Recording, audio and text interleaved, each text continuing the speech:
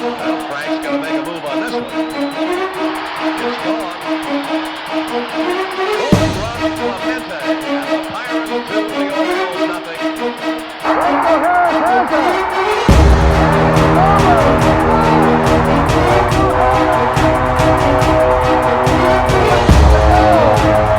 Here's Lemieux. The center penalty coming up. Look at Lemieux.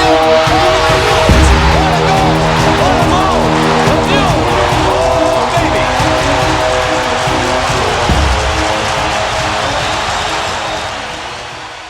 Lemieux. Oh baby. Some people didn't show up and we had some confusion with no sound in the studio. But welcome to another live edition of Pittsburgh Sportsline in the BP TV studios. Thanks for watching us. I'm Al Levine, the talking machine. I got Chip Hayner with me, Smoking Jim Frazier. Started eating early for some unknown reason.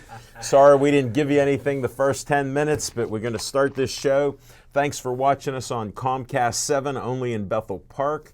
Thanks for watching us on Verizon 32 in Bethel Park and all the way from Nemacolin to Cranberry, Wexford, and all points in between.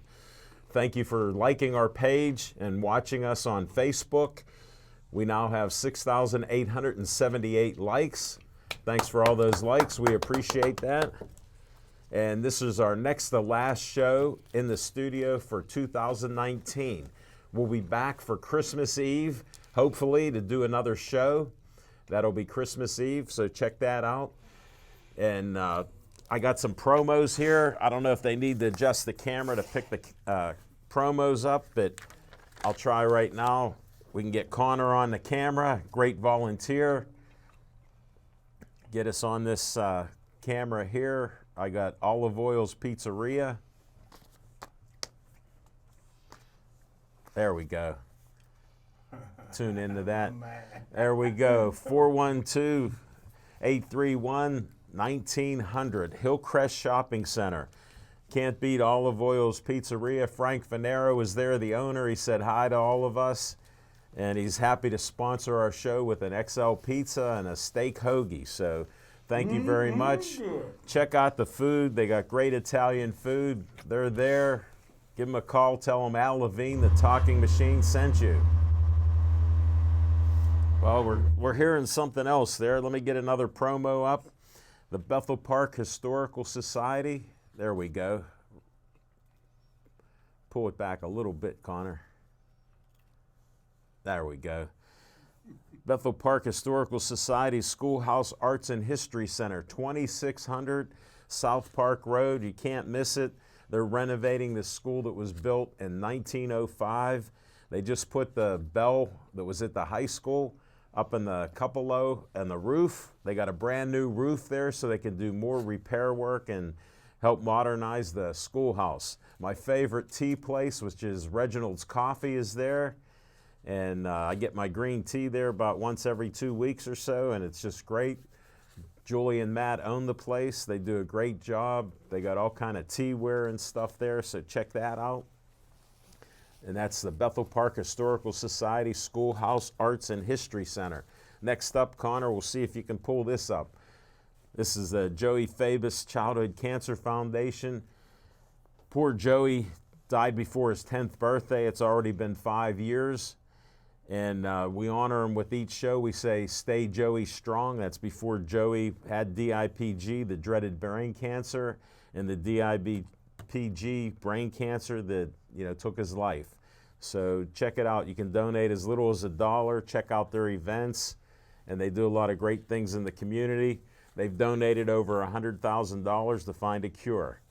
Next up is the Bethel Park Community Foundation has money for you. Can you pull that up, Connor? There we go. Perfect. There, you can go to bpcf.org, get an application. They have from $100 to $5,000. They've been around for 25 years, and listen to this. They've donated over $900,000 to groups and organizations in Bethel Park in 25 years. They're expecting to hit $1 million in the next year or two, so check that out. And for your group and organization. Next, Dave Cable likes to have a little fun at my expense. We'll see if Connor can get this one too. Perfect. Look at the job Connor's doing there.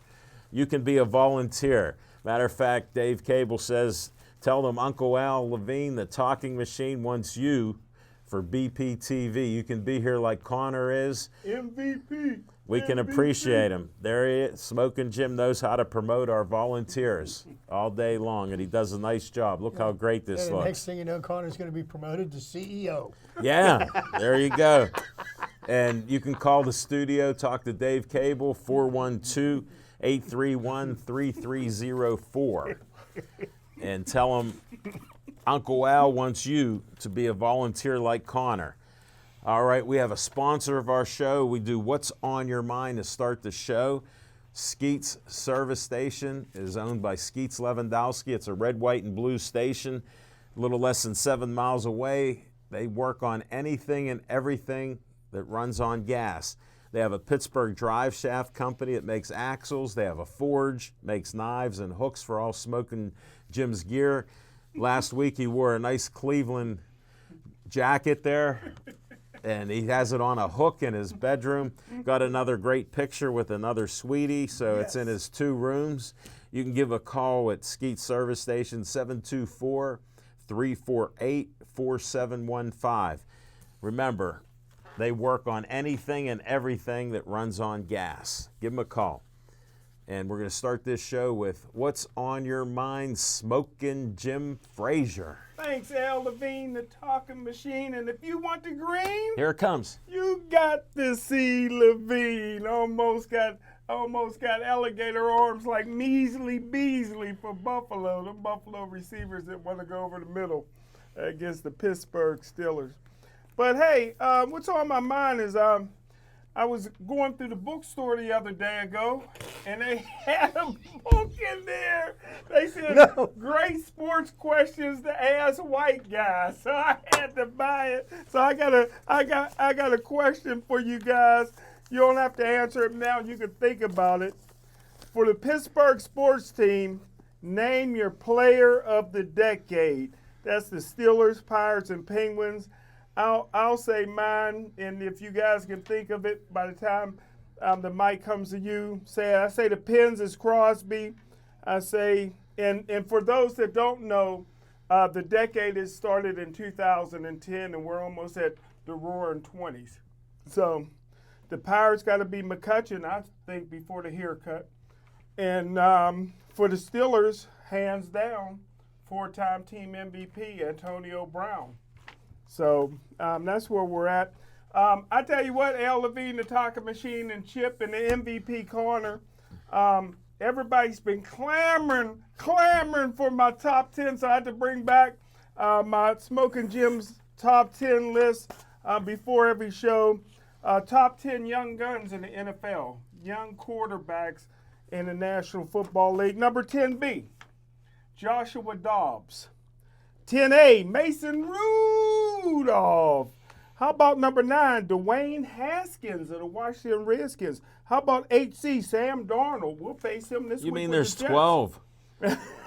There's only 10. 12. How about 8A, Gardner Minshew from Jacksonville? How about 6B?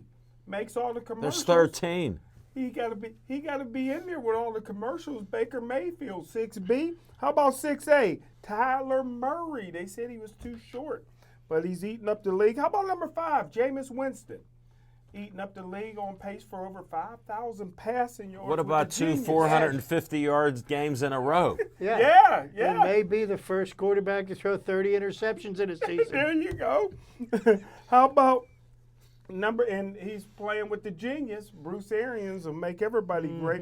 How about number 4? Josh Allen. We seen him with the Buffalo Bills. Tough Wyoming quarterback. Except I have a question. He's 6'5", he's powerful. Yeah. But then how about every 1 out of every 5 passes is 10 yards over somebody's head?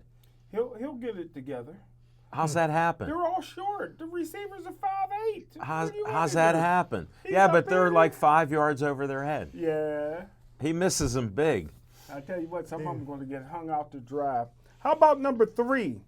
Deshaun Watson. What a great quarterback. His college coach at Clemson said he's the next Michael Jordan, and I agree with that. How about number 2? Hold it. Didn't Michael Jordan play basketball? Yes, he did. I guess the Michael Jordan of football. We don't have one. Okay. How about number 2B? Duck Hodges. You got 14. Duck Hodges got to be up there, number 2B. How about number? Hold it. Wait a second. I got these interruptions because Everybody wants my top 10. put it like this. I This love is your tight. top It's 15. like I love your top 15. But the Duck just blew up and threw 4 interceptions, and he can't throw the deep ball. The Duck is 3-1. You keep going like that, you're 12-4 on the year. Everybody would take that. He may not start any more games after this next one. Well, I think he's going to be the AFC Player of the Week this week. Really? How about number 2A? MVP. Lamar Jackson, number 2A. And number 1 got to be Patrick Mahomes. But what's on my mind is, and this is, I tell you what, I was on the bandwagon with Chip. I thought that Coach Tomlin would win head coach of the year this year. Only head coach in Pittsburgh Steelers history to ever win it was Bill Cowher, who should be in the Hall of Fame. But when you only go 1-5 against teams with a winning record, it's hard to get that. But I do believe if Coach Tomlin and losing to Buffalo like that really hurt at home. But I believe if Coach Tomlin wins the next 2 games, even if Baltimore lays down, he would get my vote for head coach of the year. And that's what's on my mind. I'm glad I convinced you after Bill Neal wrote a column on that. Yeah, you see that. He was 3 weeks too late. The only problem is that Jim didn't read it. Man, that's true. I didn't. He didn't read it because he threw some other stuff in the column, but Yeah, that's that I another didn't know story. about. Yeah, Wow. you see that? Thank you, Smoking Jim Frazier. Chip Hayner, what's on your mind? Thank you, everybody. And just to kind of put a little finishing touch on what Jim said, half the quarterbacks that he named aren't going to have jobs next year. Okay? So, the stars of the future, not so much. Now, what's on my mind? Okay, we had Duck Mania. Everybody wanted to bring that big yellow inflatable duck that polluted our rivers 5 years ago. And they wanted to bring that back like that was going to somehow. Well, true to form, just like ducks do, our duck laid an egg last Sunday. And I think he proved beyond any reasonable doubt that he's good as a temporary fill-in. He's not a quarterback that you want to throw the ball more than 20 times a game. If you keep his number of passes he throws in the teens and have him hand the ball off to people that are able to make plays, it's a winning formula when you run the ball frequently and effectively. That's traditional Steeler football. And throw infrequently. And this is not breaking news here, because every time Ben throws more than 40 to 50 times, we lose anyhow. So, we should have learned something from the past. I don't know if Mike Tomlin was trying to bring the duck back to earth. Maybe his head was getting a little bit too big, wasn't fitting in his helmet right. So, It worked. It worked. He took a little wind out of his sails. Now today, Mike Tomlin went ahead and announced that Duck is the back. duck will start this weekend. But how short of a leash are you going to keep a duck on? Well, just think about it. No, it's not going to be a short leash. He's going to let him play because obviously something's wrong with Rudolph's head. He did something with Rudolph in the first interception he threw. He gave him less than a half. Boom, and he was out. So, right now. Yeah, but I don't think he wants to bring Rudolph back. Worrying about whose feelings get hurt doesn't matter right now, because right now everything is laid out for the Steelers. It's right there for them. They don't have to worry about anybody doing anything for them. We go 2-0, we're in the playoffs. Win 2, we're in. Nobody else can do anything about that. We control our own destiny. The most important thing is winning the football game. To me, it doesn't matter who's the quarterback. Great stuff, Chip. Thank you. Shout out to Jono and his Three Rivers Stadium painting with sand and paint. We're honored to have it on our show every week and appreciate that, Jono. Thank you very much. Chip, I want to thank you for sending a picture on Facebook of George Halas with the Yankees and the guy that followed him was Babe Ruth. So It's interesting. it was a precursor of the man, things to come. the house that Ruth built and what he did for the game of baseball, and look what George Halas did for the game of football. Did they trade Halas to Boston for Babe Ruth, or No. how did that happen? No. Halas. Go by the original Halas story. they told him after his first We don't stint as need you. trying to be a baseball player. We don't They're need like, you. son, why don't you try playing football? He goes, I'll become a legend. Maybe you'll make something of yourself. Well, speaking about legends in football, everybody knows the legend in football was Smoking Jim as a scout. Beginning of the year, he was wearing Cleveland Brown gear. I told him, you got to watch it. He said, they're going to be in the playoffs this year. They got great players. I said, and Chip said, yeah, they may look good on paper, but they're still the Cleveland Browns. Then I'm watching a game, and they're saying, Cleveland players are saying, come get us. Where are they at? They're in Arizona. They're saying, come get us, which nobody's going to come get them, but they want out of Cleveland. Look at OBJ wants to come to the Steelers.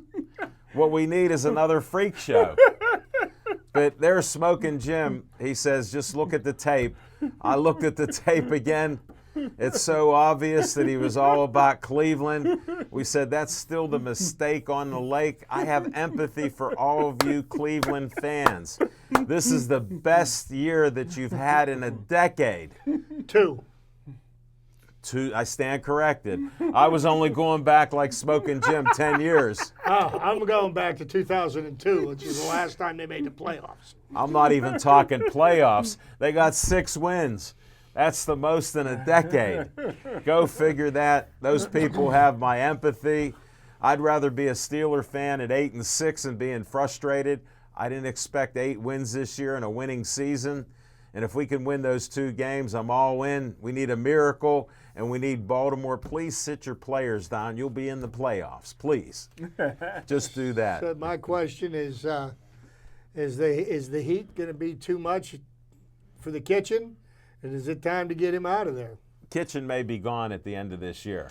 It'll be Because he's losing the team. Anybody can wear a T-shirt saying Pittsburgh started it and get away with it. You talk about no class, a mistake on the lake. He continued that tradition. Well, Can I ask you one question? Yeah. Go ahead. Do you think Cleveland should have hired Bruce Arians, the genius? He No, did a no, good no. job. No, I think He's they should doing a hire great Mike job with McCarthy, Jameson because Winston. there ain't going to be a job for him here in Pittsburgh. Put it like this. He's a quarterback whisperer, and he's doing some great things with Jameis Winston there, because anybody can throw touchdowns and interceptions at the same rate. You got to be doing something right. And his day has passed him by. He was terrible in the booth last year when he was doing his announcing. Two-time NFL head coach. No, I give him credit. Yeah. He had his day in the sun, And you know what? All that got him was fired. like Just- all I'm coaches. just saying. Yeah. Coaches are hired to be fired unless He didn't you're get fired. He unless you're stepped down and Belichick and he's retired. got tape on Kraft or something like that. They forced him out. I don't know if you know, but the because Steelers, he can't get. Bruce said he'd be Yeah, back, yeah. and Tomlin said Yeah. he decided to retire. Yeah. How did that happen? Yeah. Well, how does Belichick keep his job? And he's been caught cheating 3 times now. Well, they believe in it. Hence Belichick. But just to speak one last before we, and then we can move on to the next segment. Smoking Jim told me in all seriousness before this season, on paper, the Cleveland Browns had the best team in the AFC North. It's a good thing games aren't played on paper. And the legend of Smoking Jim Frazier making outlandish statements continues. And we'll be back with some fiction and fact from Smoking Jim's Almanac. I had to bring it.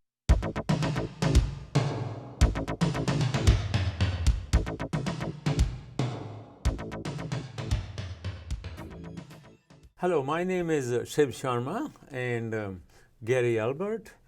We both are recruiters for Census 2020, and for the benefit of everybody, I'm going to ask Gary some questions. Gary, you don't mind answering them? No, I do not. Okay, so my first question is this. Why is it so important that everybody should be counted in census? Shiv, this is a decennial census, of course, comes around every 10 years. We're mandated by government to count everyone in the 50 states, District of Columbia, and our 5 U.S. territories.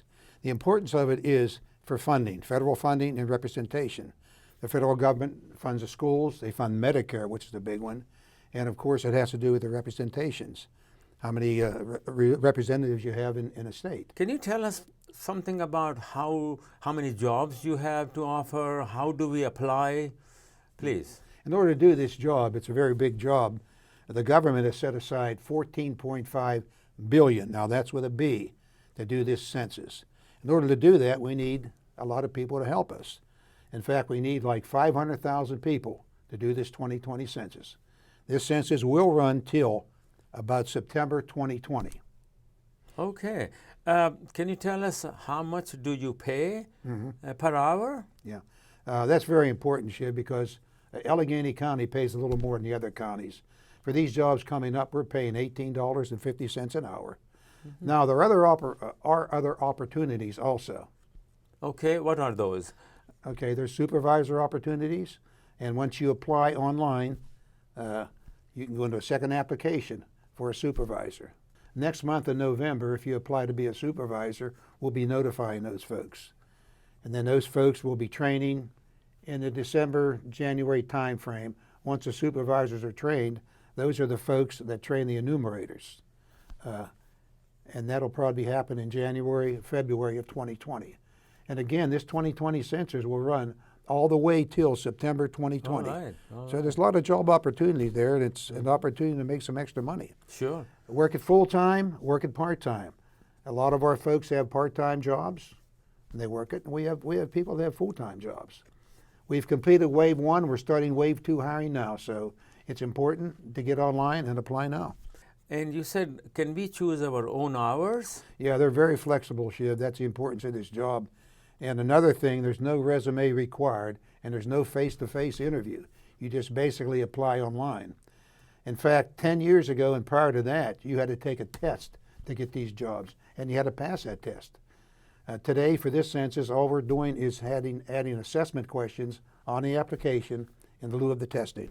Is there any minimum age, Gary, you can tell me? Or Yeah. can anybody apply? No, you must be 18 years of age. You must be a U.S. citizen. And is there any benefit if I speak other language? Would that help us? Very important, Jim. I'm glad you asked. Veterans get preference, and the spouses of veterans also get preference, and bilingual individuals. If you can speak other languages besides English, that's very important, and that'll help you with the hiring process. What am I going to do? Would you give us training, Yeah. or you're going to pay us for training? Can you help us? Good question, Shiv. We also pay for training. We also pay for mileage for your car, 58 cents a mile. You'll know what to do when you hit the street. The website, of course, as you can see, is 2020census.gov/jobs. That'll take you right to the online application. Now, if you want to apply for a supervisor, I mentioned before there's other opportunities.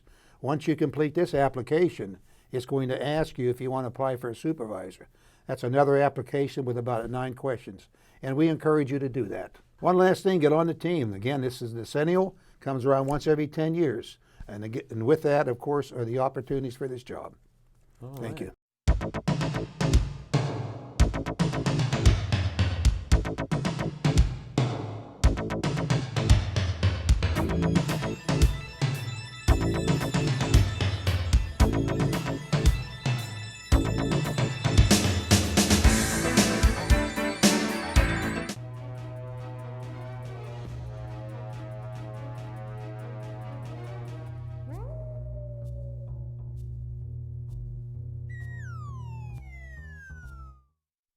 He can throw.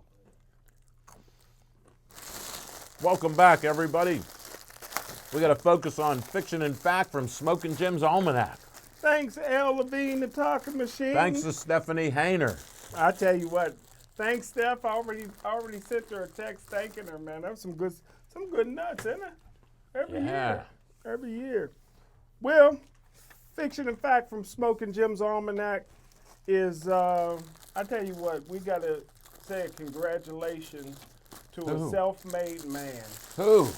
Drew Brees. You just noticed them. Drew Brees is a guy that I studied. And I won't talk much on Drew Brees because I don't want to step on Chip's toes. We're on the same Go ahead, page. put out what you're going to say. But Drew Brees came out of Texas. Wasn't nobody recruiting him out of Texas, even though his grandfather was his head coach in high school. So he had to go to Purdue. And don't forget, at one time, Purdue was Powerhouse. the quarterback back in the day. You had Bob Greasy, Greasy, Jim Everett. Jim Everett, good. Or Chris Everett, which one? I forget. No, it Jim was Rome Jim- called no, him yeah, Chris I Everett. am- Okay. She Jim plays Ra- tennis. Do you call him Jim Everett? Okay, he goes by there that. you go. That's his God-given. How about Lenny Dawson? No, I didn't know that. How about one of my favorite, Mike Phipps? Whoa. Yeah. How about Jeff George? Nobody's more talented than him, And the one thing that I noticed about Drew Brees, and don't forget, Drew Brees was only a second-round draft choice at the San Diego Chargers. Who was the first-round draft choice that year? He's already in the Hall of Fame. Years ago, he went in. LaDainian Tomlinson. Okay. Drew Brees and LaDainian Tomlinson is the same age. LaDainian been out of football long enough to be in the Hall of Fame. Wow. And it wasn't recent. So longevity has its place in this game. Who would ever thought that anybody would go past Brett Favre's record? I Boy, never thought anybody You're not would go even by. mentioning the injury that Drew Brees had in San Yeah, Diego. They in a thought he'd playoff never game. play again. That's true. And He built his arm He back. built his arm back up, and I tell you what, I never thought anybody would break Dan Marino's record. Then I never thought anybody would break Brett Favre's record. Then I never thought anybody would beat Peyton Manning's record.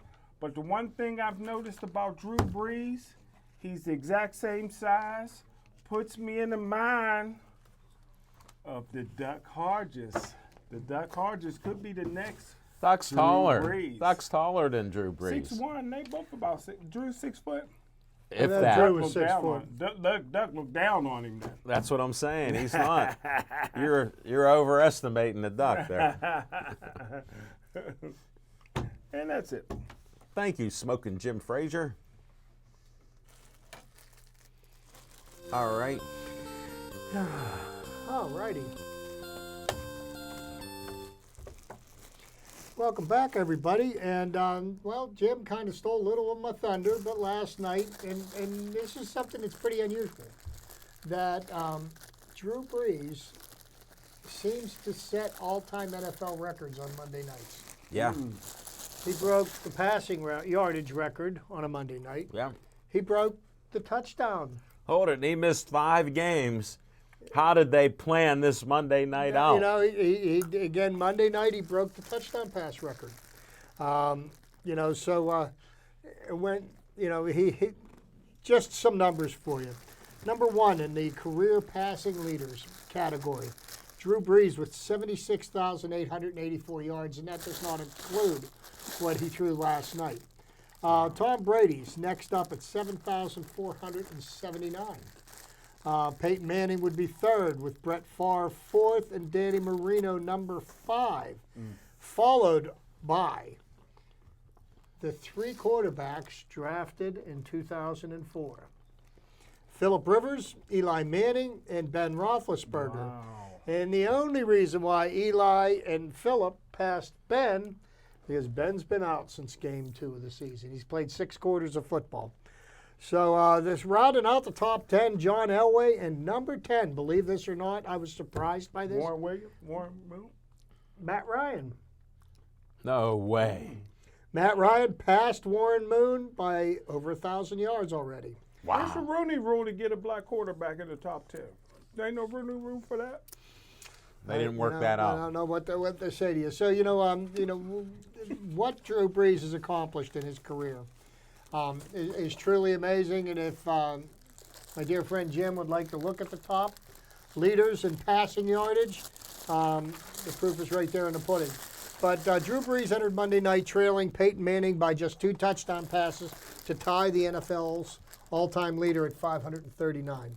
He is now in sole possession of the honor after connecting with Josh Hill in the third quarter. Brees had previously connected with Michael Thomas and Traquan Smith at the end of the first half. It appeared that Brees had the record when he connected with Smith. I saw that. Offensive pass interference was called that negated it, but that didn't last long. Had Brees not missed a handful of games earlier in the year, he would have likely set the record several games ago.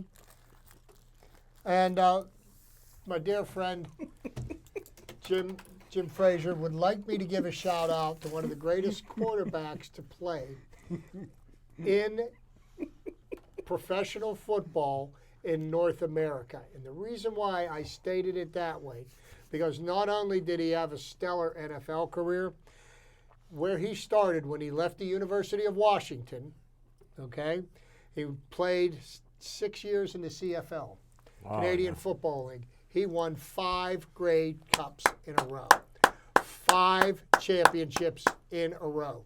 Think about that. How hard is that? Nobody else has done it. Right? That's right. Okay. Did I give him a good shout out? You didn't say his name. Warren Moon. Warren Moon. And if you combine his professional record, he got over 80,000 yards, so he should be number 1, right? No, because what translate from the Canadian Football League to the American, it's not comparing apples to apples. Field's a different That's a size. wider field. You know, I'm a march about that. yeah, good. You Do started it during Black History Month. We'll see you in February. Okay, just to kind of finish up with Drew Brees, because we got more of the show to do, and we started late. It's not the first time that Brees has made history on Monday Night Football. He became the all-time passing yardage leader last season when he connected with Traquan Smith for a 62-yard touchdown pass. Wow. So he didn't do it on a 3-yard out. Wow. Brees also broke Dan Marino's 1984 single-season record in 2011 against the Falcons, statistically speaking. Brees is incredible on Monday Night Football. So he broke the touchdown record on Monday night, the yardage record on Monday night, Dan Marino's single-season record, all on a Monday night. Tell you what, I think we have a new Mr. Monday Night, don't you think? Drew Brees. One little thing. Peyton Manning won 5 MVPs. Drew Brees, with all his success, has never won an MVP. So he's sort of overlooked, even though he has a stellar career, Hall of Fame career. He's never deserved one. Who's he going to beat out? Peyton Manning, Brett Favre? He's never had that kind of year. Good point. That's what happens, Smoking And Jim. ain't going to win it this year either. No. Well, you look at it this way as well, if you want to go that far. Look at the team that he had around him, and look at who Peyton Manning was throwing the ball to all those years. Yeah, I give the edge to Drew Brees. You know, so I mean, You're calling him a choker, Peyton.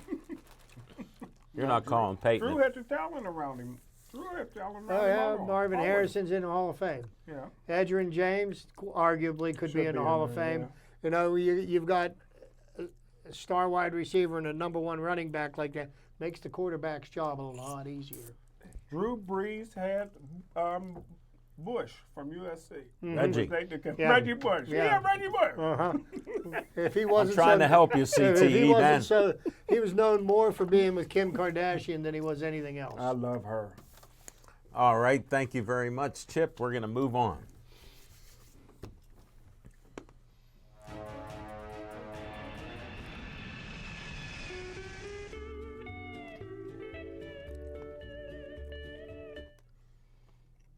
On location, we got a show coming up January 13th, 2020. Our first show of 2020 will be at Olive Oil's Pizzeria, 930 Brookline Boulevard.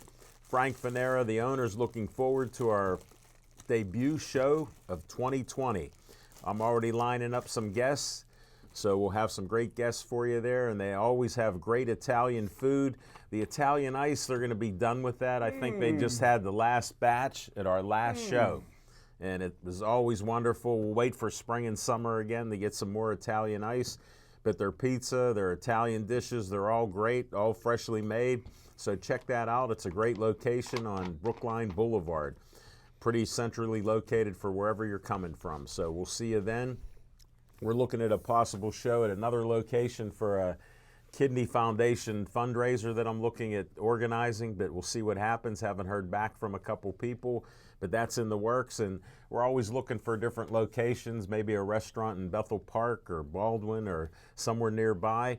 If you want to host a Pittsburgh Sportsline show, get a hold of Al Levine, the Talking Machine. So we'll check that out and we'll keep that open. We're going to come back and we're going to talk some Steeler talk. I couldn't stop. Mark Ditbar throws. Here's a swing and a high fly ball going deep left. They do it. Back to the wall goes Barry. From a very young age, I was exposed to sports in a great way. My uncle was on the first pro basketball team in Pittsburgh, the Pittsburgh Ironmen. And my dad, of course, that was my hero. He was a basketball referee for over 30 years. Just been a passion in my life. And as I got older, I found out about horses, and I ended up owning a stable. And I was asked to be on a sports show with Roger Houston called the Meadows Racing Network. And when we were done, I said, boy, that'd be something great. Maybe someday I could have a TV show. Back in 2011, I had a conversation with some friends about sports that piqued my interest in how could we start a sports talk show on TV. Well, I found out I could go to public access TV in Bethel Park, and I'd be able to produce my own sports talk TV show. The great thing about doing 2 sports talk shows on BPTV is I can share my passion about sports with thousands of people every week. If you are passionate about something that you would like to share with the community, I encourage you to come to BPTV and produce a show like I do. I'm Al Levine, volunteer producer of Pittsburgh Sportsline on BPTV.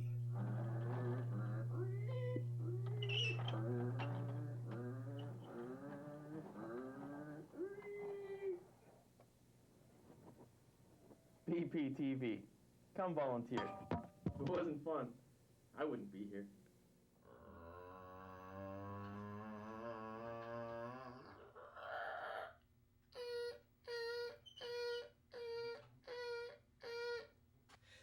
BPTV. Come on in, make a show. It's still fun after all these years.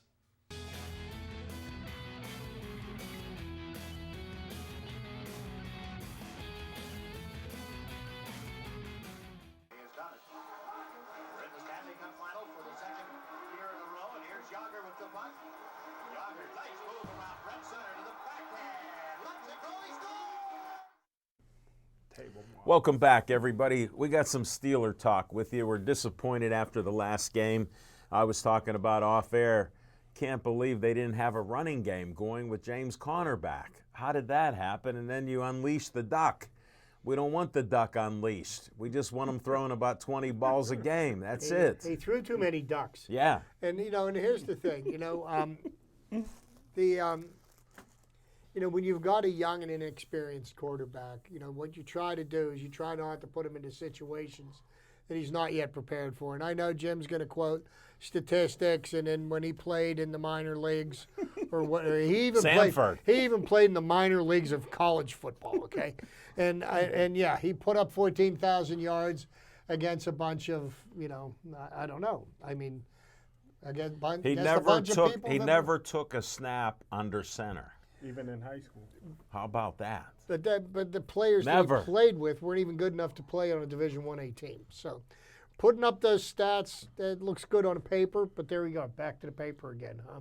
Well, we know how that worked out for Cleveland. Paper looks strong. But, what you've got to do, and with the way the Steeler defense is designed, is, do not turn the ball over. I think the thing that most impressed me about Sunday night's football game is here's the Steeler football team. The offense coughed up the ball 5 times. Buffalo only scored 17 points. And I'm telling you what, if you can hold your opponents to 17 points, you're going to win a lot more football games than you lose. And that's the thing that I was most impressed with. Yeah. I was not shocked. Even look at the first half when they could have kicked a field goal before the end of the half and didn't.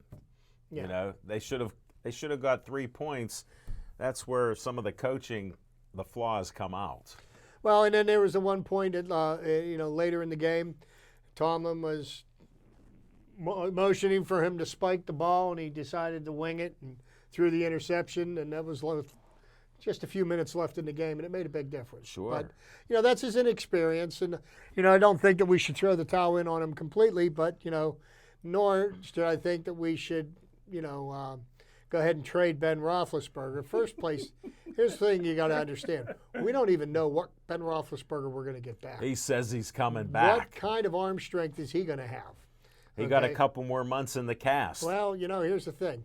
You think about what happened to Gregory Polanco last year. Yeah, I know it's a different sport, but he couldn't throw the ball from right field yeah, to but first base. I gotta stop you right there. I was at the game, one of the few games I went to, and I've played baseball, watched baseball my whole life.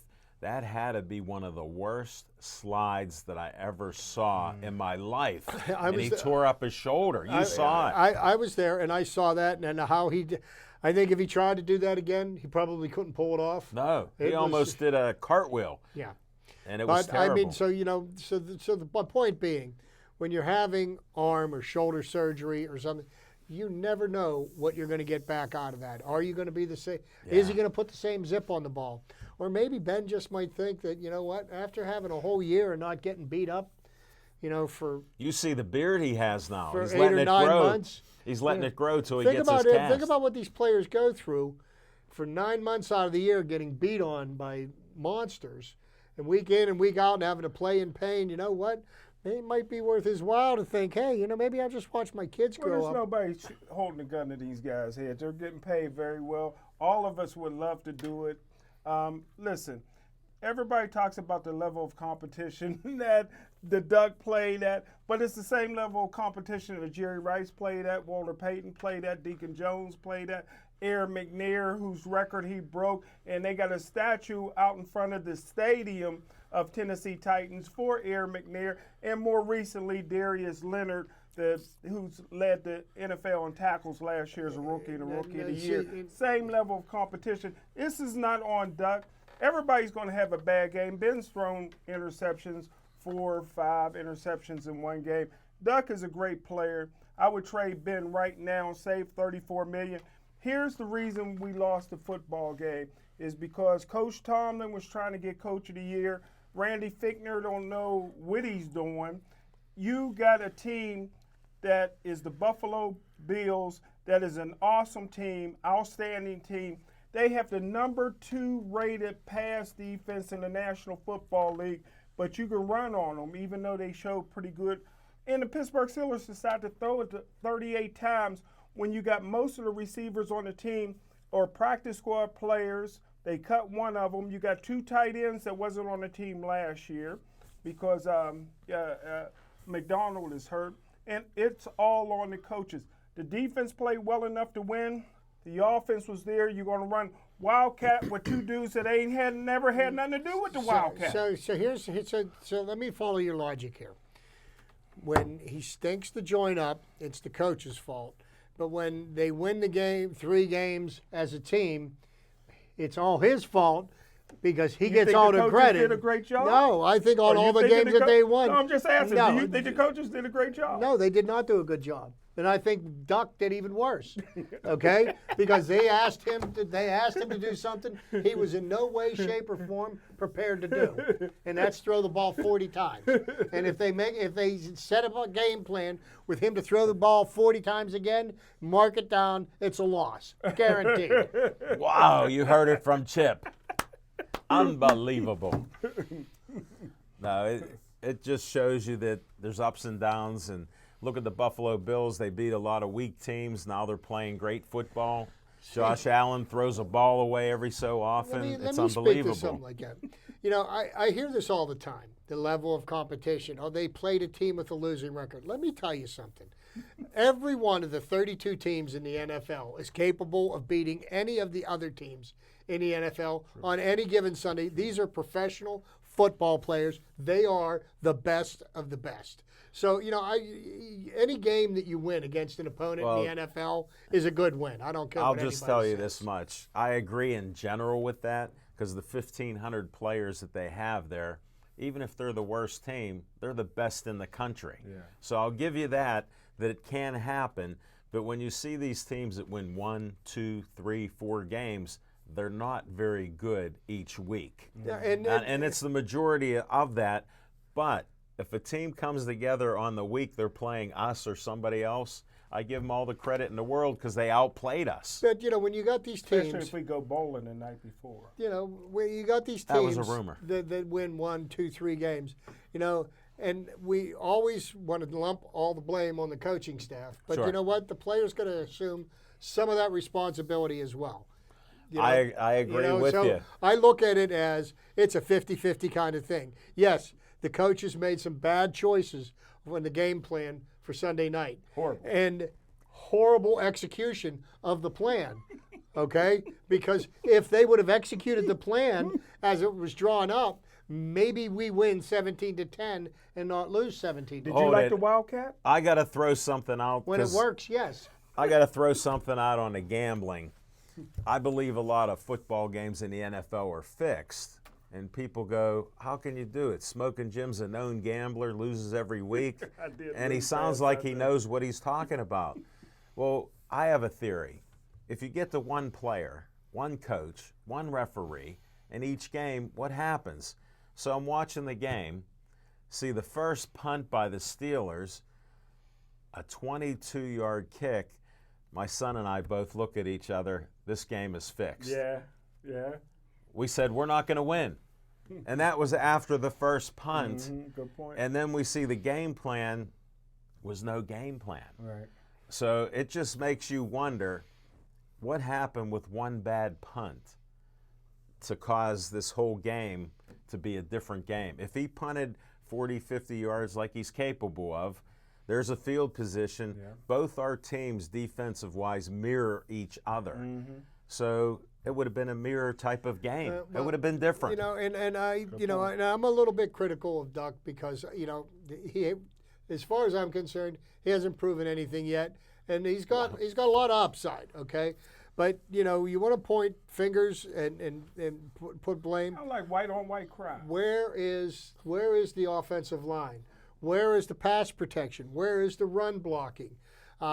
This the is main question I have is where's the run blocking? And I know that Jim's comment is because they're the best offensive Mike line in the Munchak league. is in Denver. But you know what? Last time I checked their record, they're playing for a very high draft pick this year. Okay, so I don't think Mike Munchak was the solution to everything that's wrong in Denver. How many quarterbacks did they have play in Denver this year? Probably as many as offensive linemen as we had playing this year. Yeah, but it's just some of those things that you look at during the game, Yeah, and it just makes you wonder. And I'm not giving up on the Duck. I don't know if I want to have a drink with him like all the people that Smoking Jim says, but he seems like a nice enough guy. They got to get the fumbling machine out of there. That Dante Johnson, he holds the ball like a loaf of bread. Don't you agree? When he's Yeah, getting a touchdown or a 79-yard pass, I love him. Yeah, everywhere else, man. It don't matter. So He can't hey, hold the ball. before we run out of time here at the show, and I know We time's got getting short. less than 5 minutes, I folks. want to have a minute or two of Bucko talk because there really hasn't been much to say No, it's been on quiet. the Pirate front, but the Pirates have put some pieces in place. Really? I am optimistic for 2020 baseball season. We have replaced the president of the team with the guy from the Allen. Don't choke. with the That guy they last picked sip up of from the Penguins. They brought him over from the Islanders. Williams. They hired a young manager. 44 years old. Nothing but upside to this guy. Understands the game, the analytics. Today they hired a pitching coach, and in this pitching coach, he's in his 30s, but he's able to connect with younger players, and I'm very excited to see now what are they going to do with the tools that they have in their toolbox. The Pirates' cupboard isn't completely bare. Their farm system has been emptied out pretty much, but there's still a lot of good players on that team, And I'll be interested to see what they do now. They haven't made any big splash moves in the free agent market, and literally, Did they sign somebody today or they, yesterday? they picked up a backup catcher, okay, We need because we catchers. need catchers, and we only had one on the roster. Is there going to be a trade made between now and spring training? I expect it. I wouldn't be too surprised to see if Starling Marte went, but only if the Pirates can get what they want back from them. They're looking for a major league ready catching prospect with 6 years of control. Yeah. And if they don't get it, don't give them up, because Starling Marte's a good center fielder and a major league talent. And if you're not going to get major league talent back from him, don't trade him just to trade him. Right. It would be kind of foolish. We've got him at a bargain price. There's some things going on. I'm not going to be too shocked if there isn't really these splash moves being made. There's going to be some moves made. I think more is going to be done between now and spring training and evaluating the talent they had and seeing what they need to do to help make each and every player on that team better at what he does. Position players, pitchers, catchers, and even the coaching staff. I'm optimistic except for one thing. Bottom line, Bob. He's only going to spend a certain amount of money, and I'm worried that they have to rebuild some of their minor league. Also, we need a feeder system. But I'm nervous about the limits that they put their general manager under. Well, and here's the thing that I want to speak to that, because this narrative is never going to stop if people don't put it to rest. Everybody wants to blame everything that's going on bottom line Bob. And you know what? I don't care who the owner of the team is. I don't care how much he spends. I want a team that's competitive, that's going to win baseball games on the field. And to be honest with you, if people just will lay off the bottom line, Well, he is what he is. I throw it out there. The economics of baseball, they're not fair, okay? But teams that are in the lower Here's end, why I bring it up. You got other small city teams that have success. Look at Tampa Bay. Look at Oakland. And I Look say at Minnesota. And Minnesota especially, I say, why not us? and that's and the then- reason why we brought people in from these organizations. Right. Because they've seen Well, we can it continue working. this another day because I'm optimistic with a little bit of an edge to it.